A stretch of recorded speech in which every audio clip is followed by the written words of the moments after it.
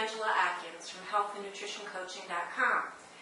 Today I'm going to keep my promise where I told you I was going to make tomato sauce and store it in two ways. One, the freezing method, and the other, the canning method. Instead of canning with a pressure cooker, because I don't have one and I don't really want to get one, I'm going to use the hot water bath method. So the first thing I've done is take out my tomatoes from the freezer. They're still a little hard, but I've let them thaw a little bit. And I used a pan to catch the drippings of it because it's going to be soggy. And I peel off the tomatoes, the tomato skins. Now you still have a little bit of work to do with them when they're hard, but as they get softer, you see they get mushy, and you'll be able to cut through them. So first thing I do is just peel off the skin. This keeps it from having that extra little piece that might get caught in your teeth when you're eating your tomato sauce. I kind of like it all even and smooth for me. Even if you make it a little chunky, you don't need the extra skin in there. So we'll peel off the tomato skins. And it's best to use a bowl, because if not, you're going to have a bloody mess on your counter. I guarantee it. And when you've got as many tomatoes as I have, and I must have like a bajillion in my freezer, and that's an actual number, a bajillion, I ran out of freezer space, so I had to make some sauce. So there's no more freezer space to freeze the tomatoes, so we're making sauce today. So here we go. I'm trying to get as many as I can with the skin get off. You just have to squeeze it a little bit, and then it just starts to tear off. As you see, it just comes off in thin layers, so you're not taking a lot of the actual tomato out. And one more, and then we'll start cutting. Here we go. Get that excess skin off. All right, so that's the mess. Now I'm going to just cut it in half and then quarter it. Then I'm going to take off the stem right here. And then I'm going to cut it up into cubes and put it in my pot. And that's how easy it's going to be. If you wanted to do the other method where you just put it in the freezer, I suggest you just get a blender. I have mine right here. I'm not going to actually blend them up today because I'm going to make it in the pot method. You just put everything in your blender. Blend it up to the consistency you want. Get your glass jars, fill them up, leave a little space in the top, and freeze them. That's all you need to do. And that will store for you until you're ready to actually make the sauce. When you make the sauce, then you're going to have to take it out. If you need to thicken it up, you're going to do that with maybe a little organic tomato paste. But before I do that, for this one, what I'm going to do is make sure that I get as much as I can of the liquid part out. And then I'm going to turn my pot on and begin putting in my tomatoes. Again, just simply cutting them up, tossing them in, getting rid of that core. It's a messy process, but somebody's got to do it.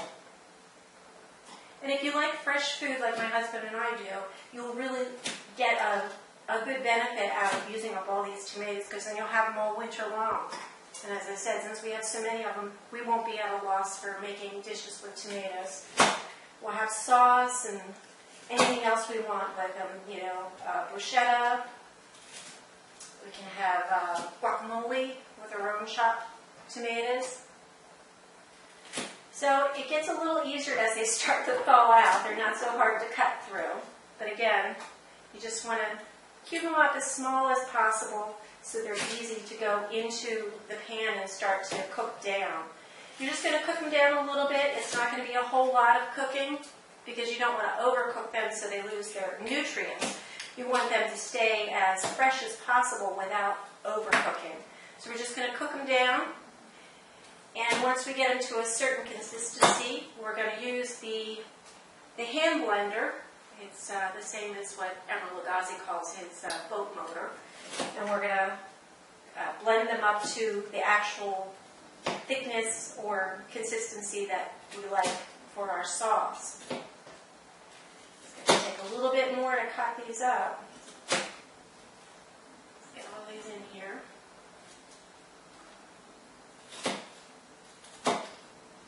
All right.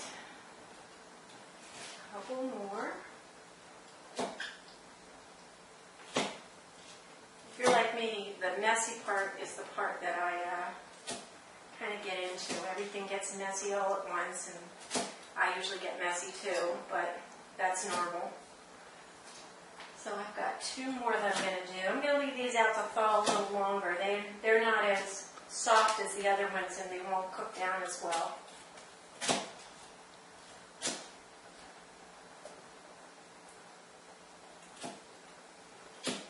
All right, how many tomatoes do we need? Let's do this one.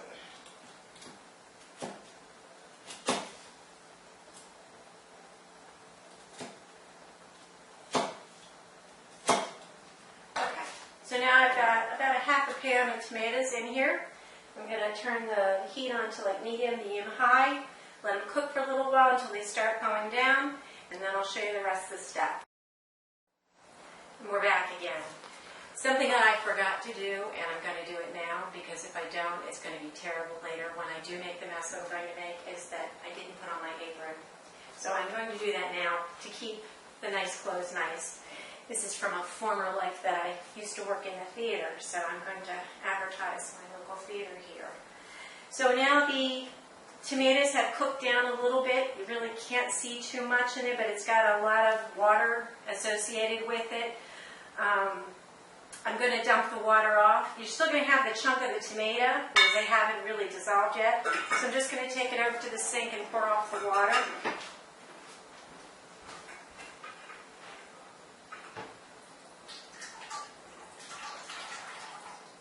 Get it mostly drained off, and you're just going to have the chunks of the tomato left. And it looks like there's a lot of water from the ice crystals inside the tomato. Okay. So I'm left with mostly just the meat of the tomato. As you see, I cleaned up as I go along, because if not, it winds up all over here. So I'm just going to stir it around a little bit, because I want to make sure that it's broken up and there aren't a whole lot of ice crystals in there. And then I'm going to take the boat motor in here, and I'm just going to blend it up to get somewhat a smooth consistency, but not completely smooth. I like it a little bit chunky, so instead of making it completely fine and pureed, it's still going to have chunks of tomato in it.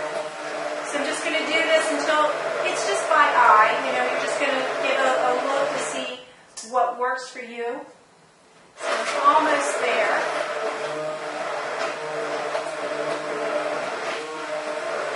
And of course, when you do this, it's going to make it look a lot thinner, because then you don't have the chunks left of the tomatoes. You've got the soupiness. So what I do is I add some tomato paste to it, and of course only organic tomato paste. So I have a can here. You go ahead and open it up.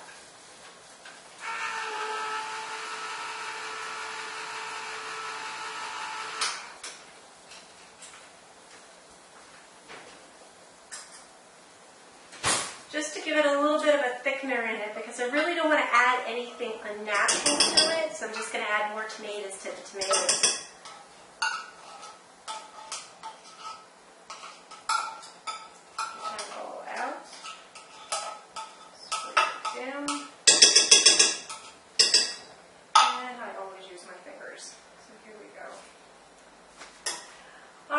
So added the tomato paste. Now I'm going to make sure it's seasoned well. For 1 second. Wipe that off. So just a little salt and pepper. And whatever other kind of spices you like in it. I prefer just using a mixture of Italian seasonings together. But then you could use, if you've got fresh seasonings, that would be great. We're just out of them now that the season's over. And I don't have anything laying around. We've used them all with all our other meals.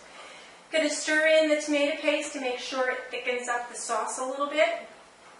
Now we're not going to, as I say, cook this all the way through. It's not like it's going to sit here for hours and hours, because you don't really want to cook all the nutrients out of the tomatoes. You just want to warm it up.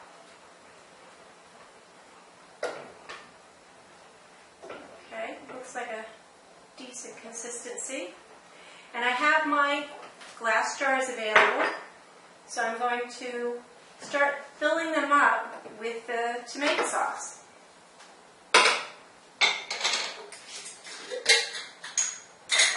Let me just get a ladle and spoon it out. It's probably a lot safer.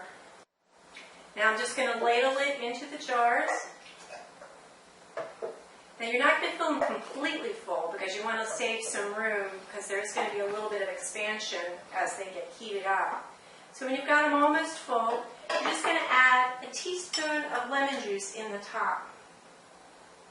That helps the preserving process. You put on your lid and your seal. You really hand tighten them well. And then they're going to go into the water bath, and I'll show you that in just a second. I've got my water here. I'm going to turn it up high so it gets to a rolling boil. Oops. Turn this all in here. Now normally if I use the whole batch of tomatoes, I get like 5 or 6 jars. I only used a few, so I'm only going to put these 2 in just to show you how it works. So I've got just about enough for 2. Turn it off. And again, put a teaspoon of lemon juice in the top. Put on the lid and tighten it up. Okay, they're pretty tight. This is not quite at a rolling boil, so what you might want to do is, if it's too hot for you, use tongs or something else to put them in. For me, it's just at a hot temperature, so I'm just going to drop them in right now. So you just get them in and drop them in so that they're covered with water. Like that. So now the top is covered with water. It's going to sit there for 45 minutes and boil. And while it boils, it's going to cause that suction on the lid, and it's going to seal it up and can them for all intents and purposes. The same thing that would happen if you put them in a pressure cooker, but for a lot shorter time. So we're going to let them sit, and I'll show you when we're done. Okay, so it's been 45 minutes. This has been bubbling away, rattling around in the pan. And as it boils away, you'll notice the water will go down. Add more water to keep the liquid level above the lid. That way it'll seal the lids in. Now this is the time to be very careful. It's not messy, but it's dangerous because they're very hot. When you're removing them from the water, you want to use tongs or something to make it easier for you. I've got my oven mitt on so it's hot and I'm not going to burn myself. So just get them out of here. Yeah. Right. Here you go. Let them sit on the counter or cool off, and then when they're cool, you can put them in the pantry and they're good for months at a time. So when you go to cook them, when you open them up, they're going to have the pop just like you would any other can or canned product that you have. You'll know it's still fresh.